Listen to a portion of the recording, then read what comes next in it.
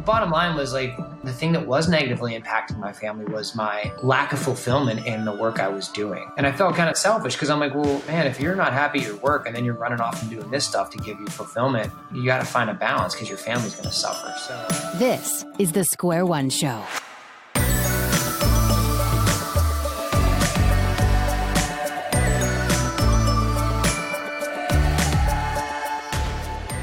We're excited to introduce you to our friend Chris Norris. He says he's a social media coach, but Dave and I like to call him the social media ninja, because that's truly what he is. You'll hear how he went from starting his career with the Cleveland Indians to just recently being on the Discovery Channel's reality show, Undercover Billionaire. Here's our conversation with Chris.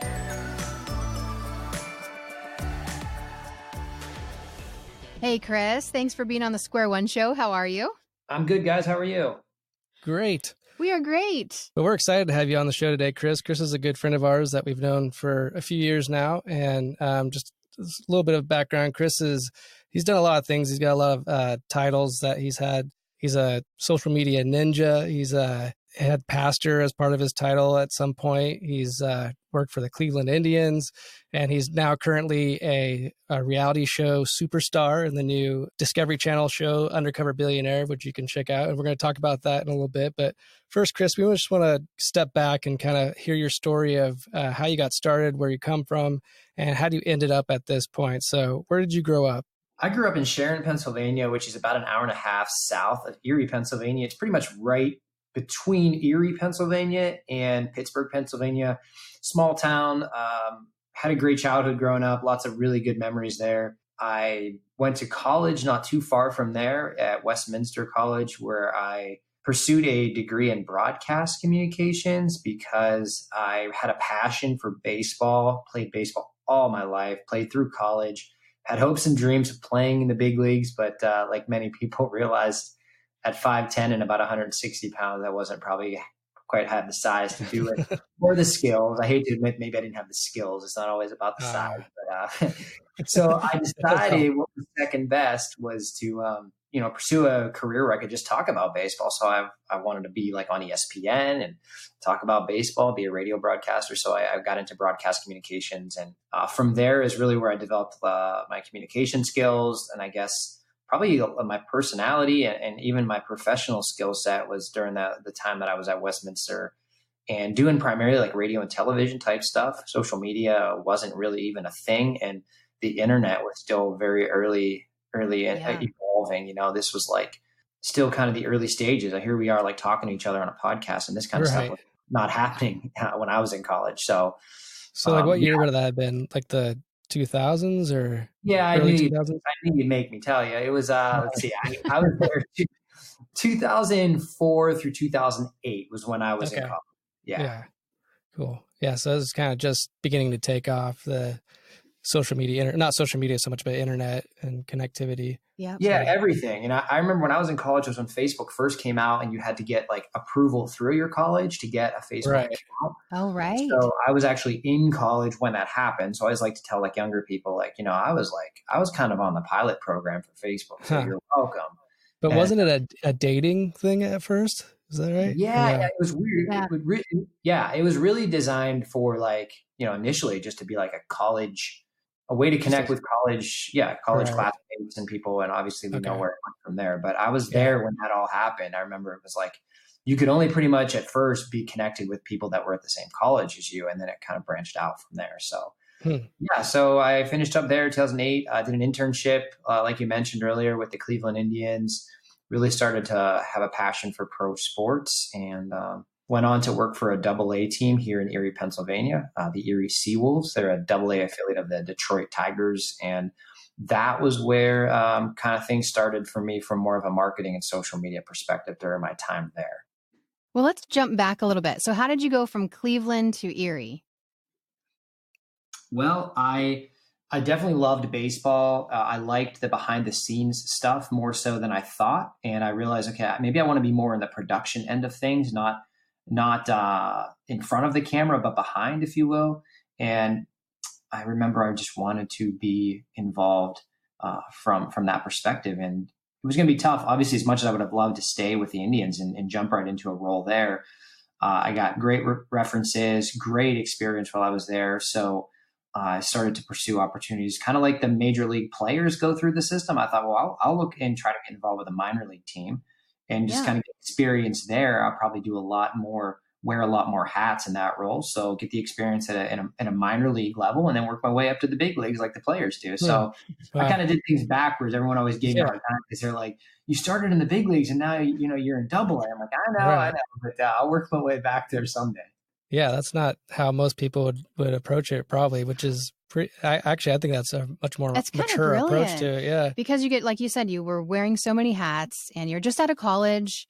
There's so many things to learn about, right? And the more we understand the whole industry and how it works, the more hats we can wear at the beginning, the more we can probably realize, okay, this is where I see myself, like this direction or this taking this path. Yeah, and a lot of guys will go to the big leagues right away and sit on the bench for a long time, where playing in the minors, like you did coming to Erie, sounds like it gave you more opportunity to learn more and expand your skills. Yeah, definitely. It was an invaluable experience. And I got to see all the different hats a lot of those folks were wearing, but at a level like that with the Indians, they put on a top-notch show every game from like an entertainment perspective.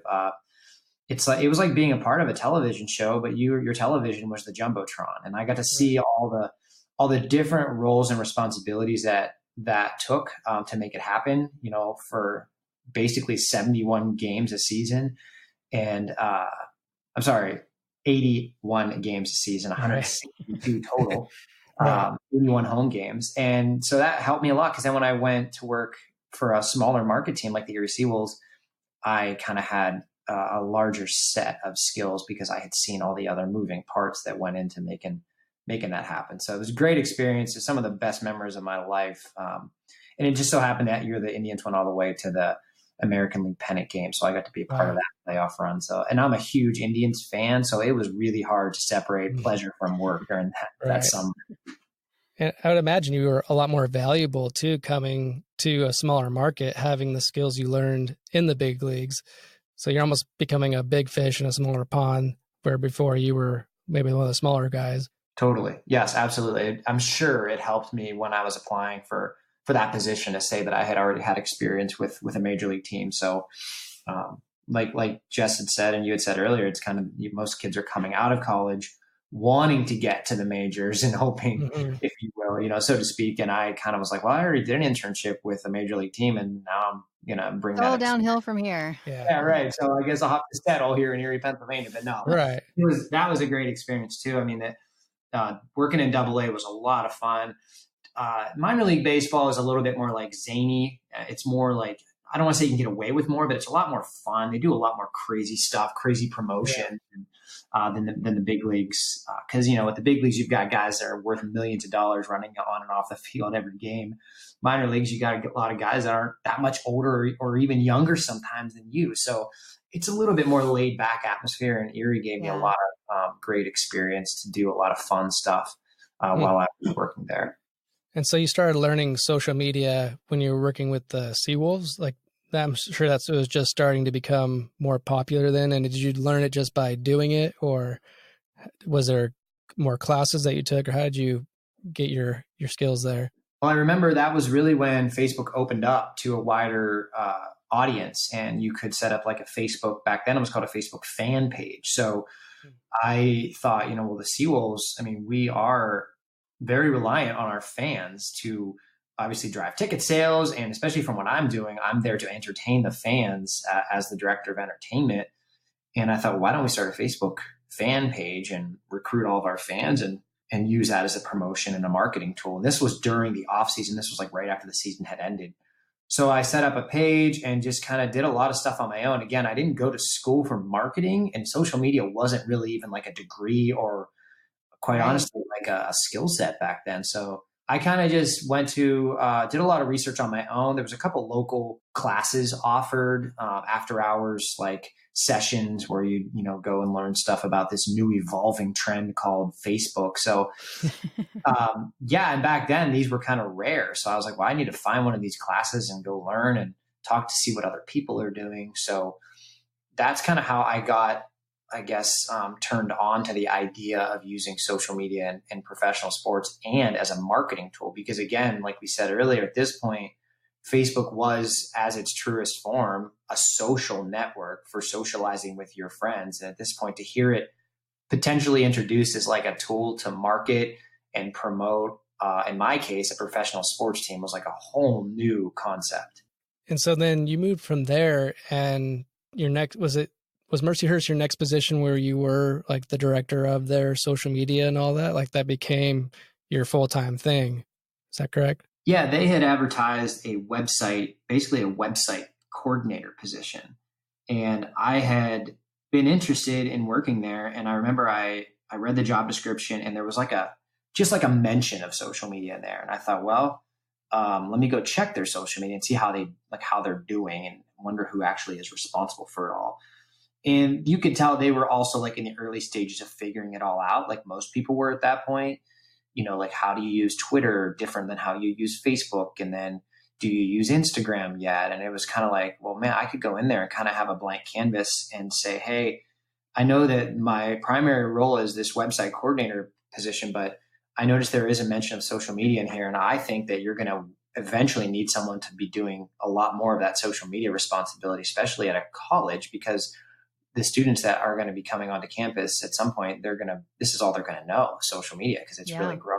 So I accepted that position, and they were all about me basically taking on a little bit more responsibility from a social media perspective, which made me really excited, and kind of developed some strategy for them, gave them some direction on how to define sort of each channel. Because before, like I said, they were just sort of putting the same thing on Facebook that they might put on Twitter and vice versa. And I had the opportunity to just kind of figure out for myself what it meant to have different content created for each channel. And many years later, I guess I was there about 6.5 years. Now they are, in my opinion, still, I mean, I'm biased, but I think they do such a great job of catering content for their audience, which is primarily incoming freshmen, high school seniors that are looking for schools. They do a great job now of using each channel very uniquely to reach a different audience. And luckily and fortunately, I guess I had the opportunity to be a part of the evolution of social media there at Mercyhurst, which was a huge, I guess, advantage for them too, but also a huge growing experience, and benefited me greatly as well. Were you sad about leaving baseball and moving over to Mercyhurst, working for a college, university? How was that transition for you? That's an excellent question. I loved baseball, but I came to realize that working in minor league baseball was a huge time commitment. And I kind of actually, just from spending so much time at the ballpark, started to actually not love baseball as much as I used to, because I was getting to a point where I was like, oh my gosh, this is actually maybe too much baseball. And on top of that, my wife was a teacher, so she was off during the summer, and that was the busiest time of my year. So it just wasn't working, and I was newly married, and I was like, this isn't the best thing. I just want to be able to enjoy baseball and not make it feel too much like a job. So it was kind of sad to know that I was like getting out of professional sports, because I really thought, again, like this was God's plan. Like I'm going to work in sports my whole life. But obviously at this point I see exactly what God was up to, and I'm grateful for that decision, and I still love baseball. So it clearly was the right move. You love it again. Yeah, I love it. I'm not sure I ever didn't love it, but I could feel like it was turning more of a job than, a recreational activity. Right. I also wanted to play again. Like I knew there was some adult leagues up here, and I wanted to be able to play again. I was only like in my early 20s. So I'm like, well, I could probably still play with some of these college guys. So I knew that by freeing up a little time in my summer, I would have the opportunity to continue to play baseball. So it definitely had its benefits.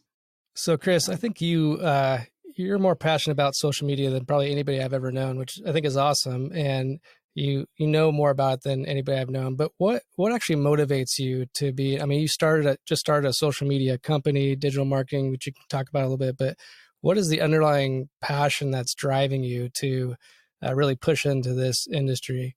Well, I just keep thinking back to what it was originally set up for, when Mark Zuckerberg and his buddies were sitting in their college dorm, and it was to communicate with people. It is called social media. It's not called sales media. It's not called slander media. It's called social media because people can use it to, socialize. And I still believe, despite how dangerous of a tool it can be a tool for comparison.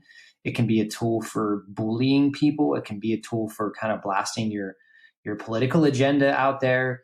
I still think there's a ton of power for it to be a place to have people connect and have like meaningful community, meaningful conversations. I mean, a lot of the people that you guys have on your show or the people that are part of your community, you may have never met face to face, and maybe you connected on Instagram, or maybe you sent somebody a LinkedIn message. Like, there's still so much power in the potential to connect with people and form these online communities. And I just think that we just can't like give up on it. I always get sad when I hear people say, I'm off social media forever because I just got tired of seeing, the same stuff in my feed. And that makes me sad because I think that, that's true, but it's still a powerful tool for connecting with people. And it's added a ton of value to my life. I mean, all the stuff essentially I've learned about social media marketing, I've consumed that information from, you guessed it, social media, because I follow the right people. I join these communities of people that are trying to do the same thing as me. And I've just learned a ton from using it as a resource. I just still believe in it. That's basically why I'm doing what I'm doing now. And I just love to show people the positive power of social media. Like when I teach them something or show them something and they're like, oh my gosh, I didn't know you could do that. Or I didn't realize I could connect with my customers in this really unique way. I just kind of thought Facebook was a place where you just posted pictures of your family or you put cat memes and things. Like, no, there's a ton of potential here. And sometimes you just need somebody to come along and guide you and show you some best practices to make it work. And that's where I'm hoping that I can help people. Well, I want to jump back. So you're working at Mercyhurst, and then at some point you leave Mercyhurst and we're working with Erie Insurance for a little bit and then branching off onto your own. So catch us up just a minute, kind of through that process of really starting your own social media company. Yes, I was at Mercyhurst 6.5 years, probably right in the middle of that experience. I also was getting involved with my church. I do believe so much in that same power of social media to reach people. I think the church definitely is an under-tapped resource with social media. And I saw that, and I went to my church and my pastor at the time and said, hey, we're not really doing social media that well here at the church. Can I help? And they were more than willing to let me help and do that. So I also kind of started doing stuff with the church that ended up turning into a part-time position. And that was a great experience as well. And so, 6 years at Mercyhurst. And then just over a year ago, I decided that I had done my work there and it was time for the next chapter. And I accepted a job at Erie Insurance it was a position that was titled Media Services. And I was hoping to learn a lot about animation and video production, because that was one area that really, dating back to like my years at Westminster College, I had kind of missed the video production, and specifically even animation. I wanted to grow some of those skills as well. So that was why the job appealed to me. And I thought, really, I'm going to take a step back from social media for a while. Like I felt really good about what I accomplished at Mercyhurst. I felt really good about the direction I had led the church with their social media plan and approach to reaching people there, that I thought maybe I'll try something different now and see what God will do through this opportunity. So I went to Erie Insurance and took this job working in their media services department. That's awesome. And then how long has it been now? About 6 months or so that you kind of decided, took another leap? Yeah, I need to really push myself even more and let's start my own business. So how did that come about?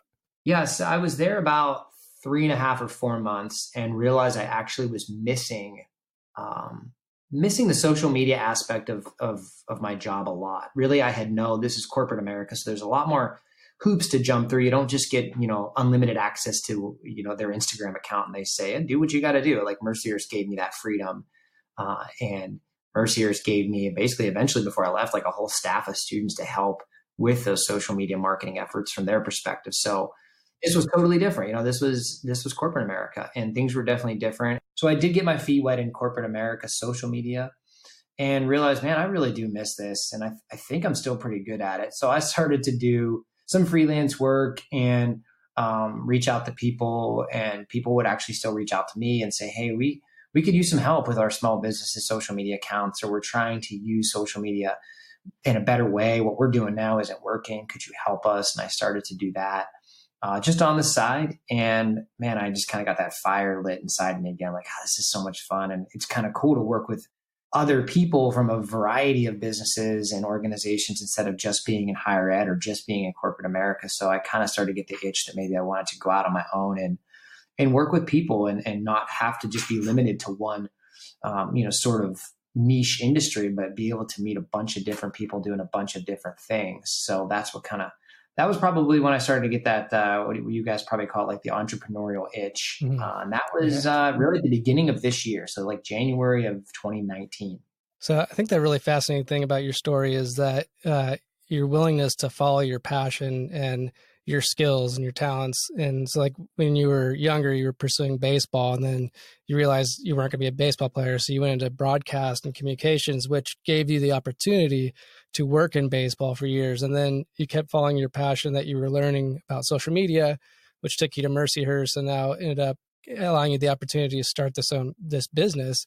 And then once you started this business, it freed up some of your time a little bit, sounds like, to when you got a phone call or however it happened to be on this reality show, Undercover Billionaire. Sounds like you were able to have some time and opportunity to take that opportunity too. So you want to talk just a few minutes about that experience, and maybe just explain what the show is and how you ended up a part of it. Yeah, shortly after, I started to wonder if maybe God was opening some new doors for me in my career. This opportunity kind of came about where a friend of mine sent me a Facebook post from a local small business development center here in Erie, Pennsylvania, that was very vague, but it just said like somebody was trying to start a business in Erie, which, number one, that's great because that's what we want. We want new businesses in Erie. So I'm like, cool. And then it said, currently seeking assistance with the following areas. And there was all kinds of things like carpenter to artists, interior designers, marketing people, website developers, social media experts, everything, photography. So I'm like, well, this is interesting. And I think that I probably fit in there somewhere, whether it's from just a general marketing perspective or maybe the social media piece. So I reached out and said, hey, I'm interested. I don't really know a whole lot about what you got going on here, but sign me up because I'm not completely fulfilled at my current job. And I feel like there's something going on in my heart. So I'm not going to turn down an opportunity like this. So lo and behold, I kind of went to this casting call, if you want to call it, or an audition.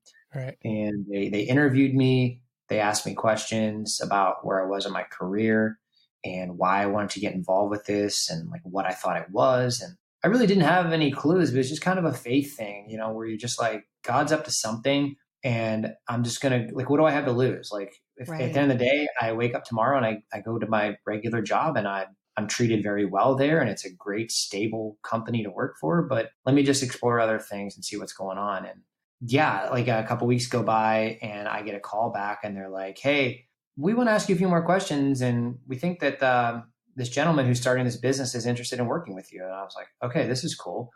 So I, at this point, thought like, well, this might be a cool little freelance project, or this will kind of build into my clientele of side work that I'm doing.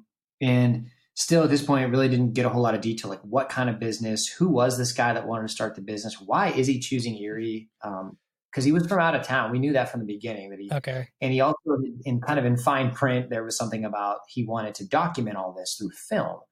So I thought, okay, this is cool. This guy's just going to make like a YouTube channel about what it's like to be an entrepreneur in Erie. And this is cool because I think it could be a positive thing for Erie, Pennsylvania, because unfortunately over the last, 10 years that I've lived here, we've kind of been on the map and on the national stage for a few of unfortunate things like the Pizza Bomber documentary, which is a huge hit on Netflix, but not exactly what it's known for. And great for Netflix, not great for Erie. Yeah, right. I mean, I binged it twice, but it was still like, oh, man, it's who hasn't? Right. Great show. Even during the presidential election in 2016, Erie made the highlights for some some negative things. Mm-hmm. And it was cool though, because the Erie really rallied around that and stepped up and, hey, we aren't so bad after all. You should come check us out. Our city's great and we're on the rise. So there's just this energy around here that I want to be a part of. So I thought this opportunity might give me that chance. So anyway, I got involved with this show. I got to meet Glenn, who is starting a business here in Erie. I got to meet the other people that were selected. It was a small group of us. I guess I pictured it was going to be a bunch of people because there was a bunch of roles and responsibilities listed on this kind of classified ad that I saw. And it was a small group of us. And I could tell right from the beginning, it was a diverse group of people. And I was really excited because I thought, well, man, if I ever do end up going out on my own, this is going to be a great networking opportunity for me. Just to even meet these other people from Erie that I knew who many of them were, but never really had a chance to actually get to know any of them. So it was a really cool opportunity to meet a bunch of new people, to meet Glenn. And at this point, after we met for the first time, I knew something was going on because this was going to be more than a YouTube video. This was these were legit cameras, producers. There's a lot of them there too. Yeah. Right. And so this was when the first red flag went up for me that this opportunity was going to be something pretty special. But you still didn't know exactly. I mean, you didn't even know it was Discovery Channel, did you, at that point? It was just kind of, the premise of the show is that he's a billionaire in real life, but he came posing as just a guy that's trying to start a business in his 50s, late 50s. But the actual show premise is that he's trying to create $1 million business in 90 days with only $100. But you didn't know that entire time, correct? Correct. Yeah, right. that is correct. The show is you don't know that he's a billionaire. You don't know that he has a time limit and he needs to create $1 million business. Right. All you know is that this guy something's going on and you want to be a part of it. And he's got a bunch of cameras. Yeah. So. Yeah, that's exactly it. And I guess I should go back and say that the first time I met Glenn in person in this kind of this interview setting, it was after I had gone to the audition. That's when they called me back and said, we had a few more questions for you. We kind of wanted Glenn to interview. So I'm like, okay. There was something special about him. I liked him.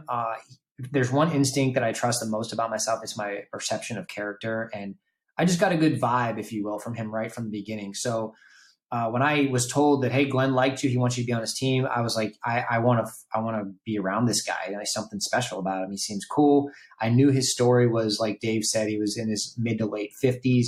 He had recently overcome cancer. And from what I was told, this was kind of a bucket list thing for him, that he wanted to open a business because he almost died. And he realized that, man, life is short. Let's do this now. And he had been working in what was described to me as corporate America. And that's exactly where I was. And to hear that this guy waited till he was 55 to pursue his dream, I was like, well, there's probably no coincidence that God brought this guy into my life, because that could be me someday. If I don't love corporate America right now, I don't want to wait till I have, a cancer diagnosis to realize, oh man, I should have really pursued my passions and not waited around for this to happen. So his story was intriguing to me because I kind of could connect with it with the season of life I was in. So yeah, did not realize he was a billionaire, because to be honest, not that I know many billionaires, but he didn't seem like somebody with a lot of money and a lot to lose. He seemed like somebody that was just trusting a group of random people from Erie, Pennsylvania to help him accomplish a goal. And I wanted to get behind his goal because I knew that his story was unique, and I wanted to help him. I really wasn't looking to make money. And again, it was like a professional thing, a professional move for me. Like, oh, this would be a cool experience. But yeah. After I heard his story, I was like, if nothing else, I want to help the guy because I like him and I want to make him achieve his goal.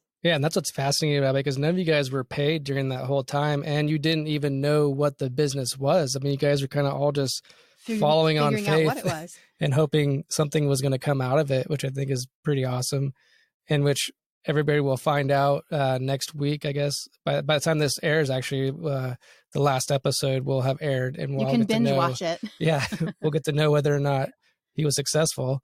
Yes. Yeah. This by the time your podcast comes out, the show will be over. I can't believe it's been 8 weeks already.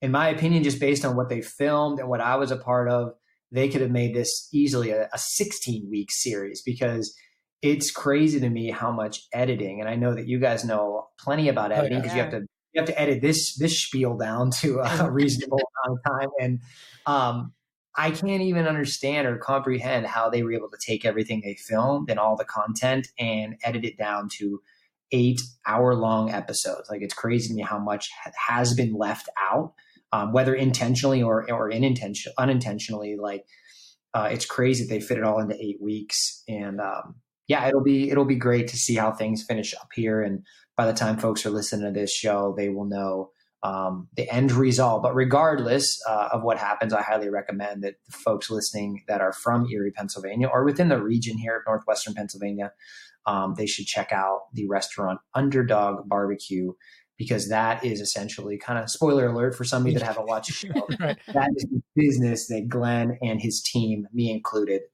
were a part of starting. So it's a reality show, right? Would you consider it reality now that you've been a part of it and behind the scenes? It's reality-ish.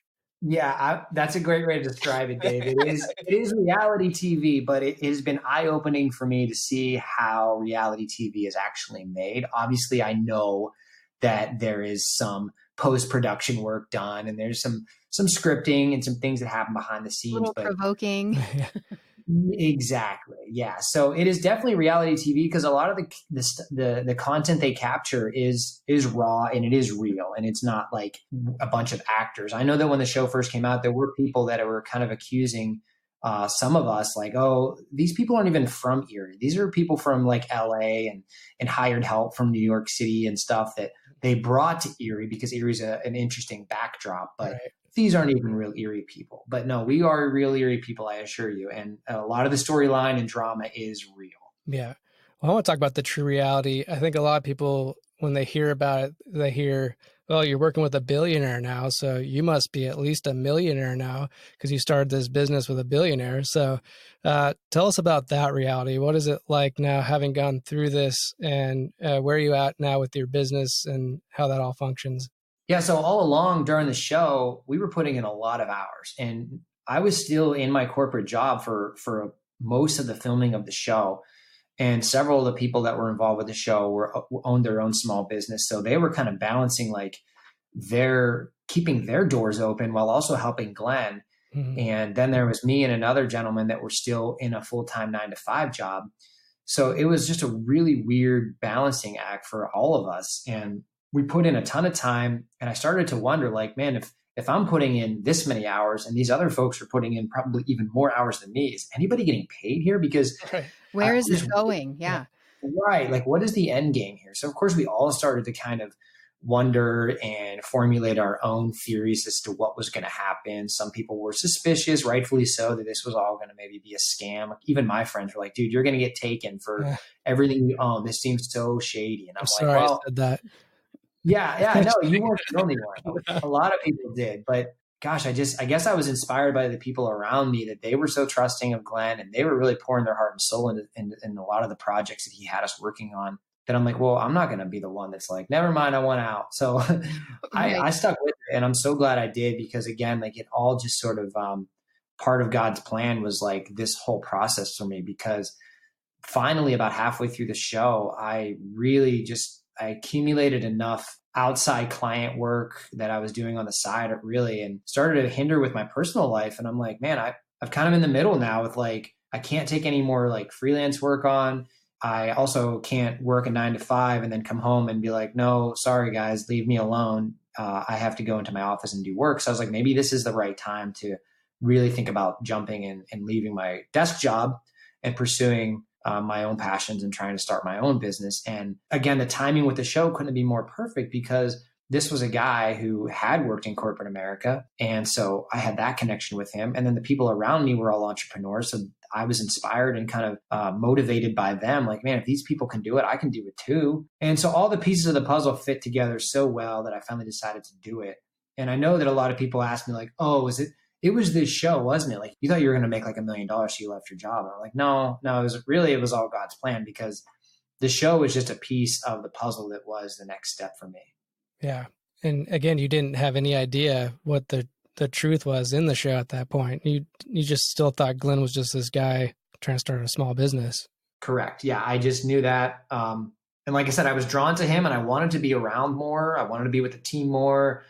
So like they were all doing stuff sometimes during the day when I was still at my desk, at my job, corporate America. And I was like, man, I don't know why. I feel really, torn because I want to be out there with them. I want to be helping with them because this is like a true like team project here. When you're working in corporate, it's a huge company and it's siloed a little bit. And this was just like a total team collaboration. And I'm like, I kind of like this. I kind of like being the underdog, if you will. Like I like working together and yeah. And it was just cool. And I was still so intrigued by where this was all going. I knew at this point, like I said, there's cameras everywhere and there was drama happening and they were capturing it all. And I started to think like, is this going to be a TV show? Is it going to be a documentary? Like it's buried somewhere in the Netflix watch list or something? Yeah. So yeah, I was still very much intrigued by what was going to happen and what was going on with the show. That's cool. Hey, I want to take a little pause here in between. So you're working a corporate job, you're doing freelancing, this Undercover Billionaire is being recorded, all of this at the same time. You're also married with Beth and Grady. Grady is how old now? He's 2 and he's going to be 3 in a month. Awesome. Okay, so let's kind of dive into that a little bit if you're okay talking about family. How were you able to manage all of that? And how was you and Beth communication? Was there ever a point where when Beth's like, oh, okay, Chris, just pick one and go for it? Or like, why are you doing all this stuff for free with these cameras? What's wrong? What did that relationship look like? Well, my wife was really patient about it. And luckily we are definitely on the same page with our faith and kind of like what we believe. And she kind of got the same feeling that I did, luckily, that like God was up to something through this process because, it just felt like something cool was going to become of it. So she was really supportive and like, I would be gone like on a Saturday or whenever I wasn't working, so to speak, with the team and with Glenn and the film crew. Like we'd be gone for a whole day, like filming stuff around town or working somewhere on a project. And she didn't really, I could never tell her like either like what, because, she'd be like, what time will you be home? And I'm like, honestly, I don't know, because this is like with the filming of things, like it always takes way longer because they kind of maybe would make you, do something again. Or if they did an interview with you, they'd ask you a bunch of questions like, hey, tell us about how today went. And it always took longer than I thought, but Beth was always really understanding because she agreed that like something cool was happening here. So it was hard though, because again, like I wasn't getting paid. It was a huge time commitment. And it was also hard because I was enjoying it. And I was really like torn and kind of reaching a point in my life and my career where I was like, I'm enjoying this more than I am kind of, getting up in the morning and going to a desk job. So is this what I'm supposed to be doing eventually? So started to ask some questions. Family dynamic was fine though. Like, again, lots of questions, but we knew that something cool was happening. So my wife was cool about it. My son, luckily, is too young to really understand, but he was pretty cool about it, right? He was pretty cool about it. Yeah, he was. He was definitely cool about it. But the bottom line was like the thing that was negatively impacting my family was my lack of fulfillment in the work I was doing. And my wife knew I wasn't happy, and obviously my son probably could pick up on it at times as well. And so that was really what was more concerning to me, is this opportunity with the show and with Glenn and the team was more of like an outlet for me. And I felt kind of selfish because I'm like, well, man, if you're not happy at your work and then you're running off and doing this stuff to give you fulfillment, you got to find a balance because your family's going to suffer. So, lots of prayer and everything else that goes into making big decisions. And again, this was the right time to make the jump. And I took the jump and it's been so much better. Like my wife just said to me today, like, I'm so proud of you because you took a leap of faith, and I can just tell. Like I can tell even more than maybe you can that you're just happier. I'm not saying that you were miserable, but I can just tell that you're happier right now because you're actually doing what you love to do. And for some people, unfortunately, like you guys talk to people on the show all the time, that they maybe go through a lot of their lives not ever really doing what they love to do. So that's where I'm at right now, and I couldn't be happier.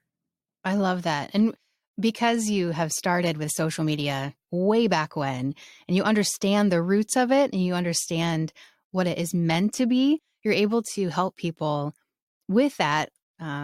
Help connect them. What I love is that you're doing it from an authentic place, and it's more a tool to connect people and to serve people.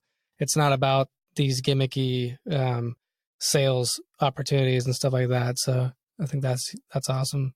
Yeah, for sure. And that's what I love about it. Like, I don't approach it as a sales tool a lot. Like, if someone comes up to me and says, "Hey, we want to hire you to really drive sales with social media," that's probably not someone I'm necessarily going to want to work with if that's their primary objective with social media, because I don't really promote that. I think it can be a tool or a component of selling, but I think it's got to start with connecting and communicating with customers and not really throwing a bunch of sales pitches at them. So yeah, I guess that's kind of where the authentic piece is for me, is that I've been exposed to it enough. So have you, that there's got to be a better approach to it than just being like, okay, well, let's just run a bunch of Facebook ads promoting your product. Right. And I love, we've worked with you, Chris, personally, and highly recommend you. You know your stuff. I love that you come from it with an authentic heart and place. And I remember one thing you said to me, it was like, you can create content. And in my mind, I thought, okay, Instagram account, I need to be creating content all the time.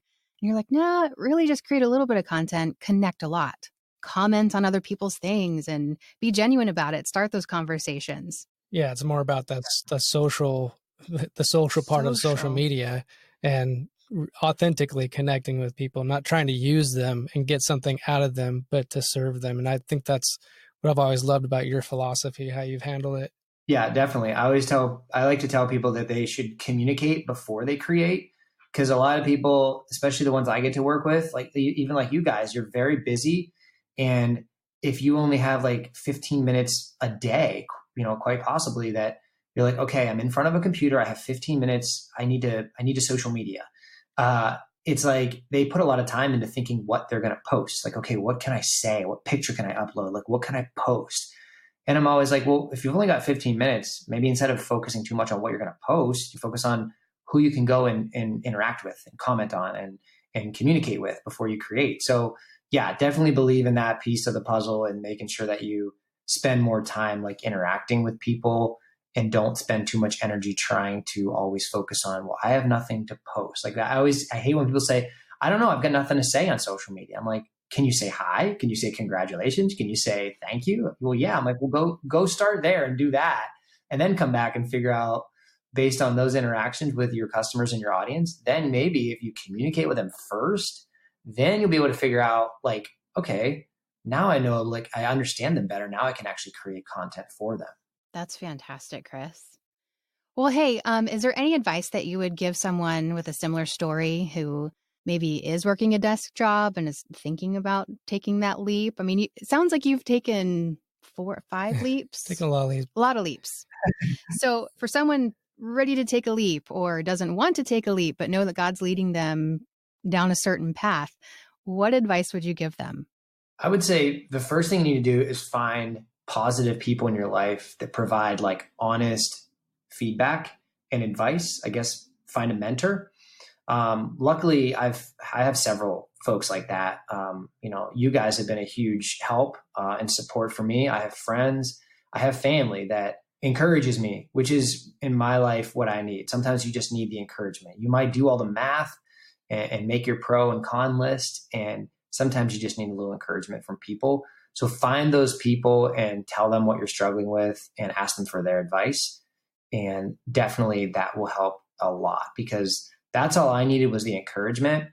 And then I was ready to do it. I'd say the next thing is just to make sure that you are transparent with your spouse or your family or your best friend. Like keep them in the loop with what you're struggling with and what you're going through. Don't just come home one day and say, hey, I decided to quit my job. Right. Wait, what? Yeah, exactly. And I'm sure people do that. And that is definitely a leap of faith, but I would say keep your loved ones in the loop, because they're a part of this decision more than you might realize, especially if you have a family like I had. And so I would say definitely keep your family involved, and then trust yourself. Like that's what I've learned actually a lot from like Glenn and the rest of the team throughout the show, is like his biggest thing was once he kind of revealed to us that he was a billionaire, I was like, okay. And he said to us that he has learned throughout his life that the best way to grow a business and the best way to have success starts with surrounding yourself with good people. And in that moment, I thought, holy crap, like that's me. Like I'm on this team and he's considering me quote unquote good people. And it was super humbling because I'm sure a lot of people out there can relate to sort of self-doubt and not, thinking that you're good enough or you're able. And you've got to really just trust yourself and your skills, and really that you're created in Christ's image, and like you can do this. And once I learned to trust myself and know that I could do it, because number one, like I said, I had good mentors and good support from people. Number two, because my family was in on it and they wanted what was best for me. And then the third piece of the puzzle was just saying, Chris, like you're good enough for this, like value your skills and trust God's plan and then do it. So those are the three kind of disjointed pieces of advice I would give people, but it's what I did. It's what I did in my approach, and I couldn't be happier. Awesome. Chris, can you tell people where they can find you? Yeah, so I am at my website is ChristopherJNorris.com. That's Norris, just like Chuck. And of course, I hang out on social media a little bit, primarily Instagram. It's Christopher J. Norris on Instagram. And I'm also on LinkedIn. So come find me. And I love talking about social media, as you can tell. So pretty much I'm an open book. Shoot me a message, ask me questions. I love communicating with people on social media. So come find me and let's chat. Awesome. Thanks, Chris. We appreciate you on the show today. Thank you guys for having me. And I really appreciate what you guys do for your community and your tribe and the value you bring to everybody. So I'm really grateful to be a part of it. Thanks, Chris. Thanks. Explore, dream, discover. That's what we're all about here. Sharing people's stories and engaging with each other. We hope you found this conversation helpful and encouraging. Well, we'd love to keep in touch. We just created a Facebook group where you can connect on a more personal level. It's called the Square One Lounge. You can find it by going to our website, squareoneshow.com. Just look at the top and click on the lounge. Well, until next time, this is David and Jessica Lewis. Enjoy your week.